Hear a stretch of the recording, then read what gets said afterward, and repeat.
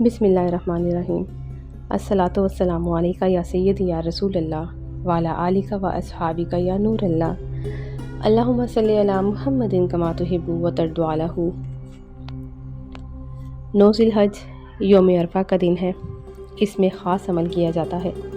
یہ عمل بہت ہی مجرب عمل ہے اور یہ عمل آپ نے 9 ذی الحج کو کرنا ہے۔ کہتے ہیں کہ یہ عمل بہت ہی لاجواب ہے کہ ایک ہی دن میں آپ اللہ تعالیٰ سے اپنے معاملات کے لیے فیصلے اپنے حق میں کروا سکتے ہیں۔ یہ عمل آپ کسی بھی جائز مقصد کے لیے کر سکتے ہیں اور انشاءاللہ تعالیٰ اس کی برکت سے آپ کو 100% کامیابی ملے گی۔ یہ عمل جس مقصد کے لیے کیا جائے، مثال کے طور پر اپنے ذاتی گھر کے لیے، اپنے کاروبار کے لیے، رشتے کے لیے، پسند کی شادی کے لیے، گھریلو مسائل سے نجات کے لیے، ازدواجی زندگی اچھی ہونے کے لیے، اولاد کے مسئلے کے لیے یا بیماری کے مسئلے کے لیے، غرض یہ کہ آپ کی کوئی بھی جائز مقصد ہو، کوئی بھی حاجت ہو، آپ یہ کر سکتے ہیں۔ دوسرا یہ کہ جب آپ یہ عمل کریں گے نا تو خالص اللہ تعالیٰ اور اس کے رسول صلی اللہ علیہ وآلہ وسلم کی محبت کے لیے کریں گے۔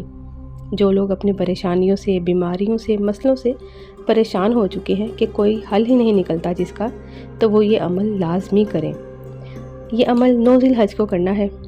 9 ذی الحج کو عصر کی نماز کے بعد قبلہ رخ بیٹھ جائیں۔ بہت ادب سے اور توجہ کے ساتھ، تعظیم کے ساتھ 111 مرتبہ درود ابراہیمی پڑھنا ہے، جیسے آپ رسول اللہ صلی اللہ علیہ وآلہ وسلم کی بارگاہ میں حاضر ہیں۔ اس تصور سے آپ نے درود ابراہیمی پڑھنا ہے۔ رسول اللہ صلی اللہ علیہ وآلہ وسلم کی بارگاہ میں جو درود ابراہیمی کا ثواب اور ہدیہ پیش کرنے کے بعد آپ نے حضرت سیدنا ابراہیم علیہ السلام اور ان کی آل کو اس کا اجر و ثواب ہدیہ کرنا ہے۔ پھر بہت عاجزی سے رو کے اللہ تعالیٰ سے رسول اللہ صلی اللہ علیہ وآلہ وسلم کے وسیلے سے، حضرت ابراہیم علیہ السلام کے وسیلے سے اور ان کی آل کے وسیلے سے دعا کرنی ہے۔ پھر جیسا بھی مقصد ہوگا انشاءاللہ تعالیٰ وہ حل ہوگا، جو بھی حاجت ہوگی وہ پوری ہوگی۔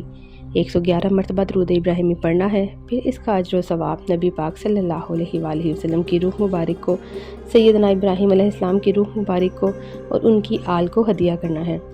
اور یہ تو ویسے بھی دعاؤں کا دن ہے۔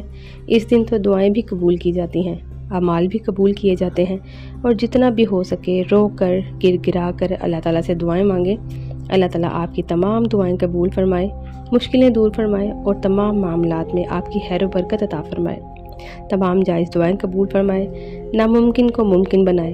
اللہ کریم ہم سب پر اپنے نگاہ رکھے رحمت کی۔ آمین ثم آمین۔